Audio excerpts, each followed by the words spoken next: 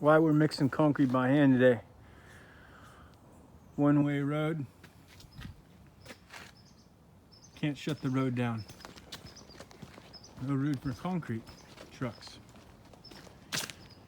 And I'll show you how long it takes to get to where we're pouring concrete.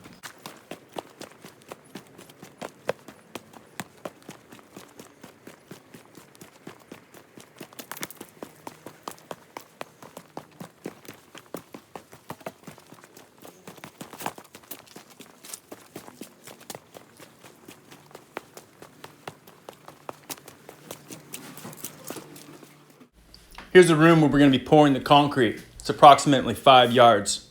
Client got 80-pound bags, no problem. Steel mixer can handle those. I set up 4 mixers in this room. It's a big project. We're going to knock this out before lunch. Stay tuned to video number 2 coming up.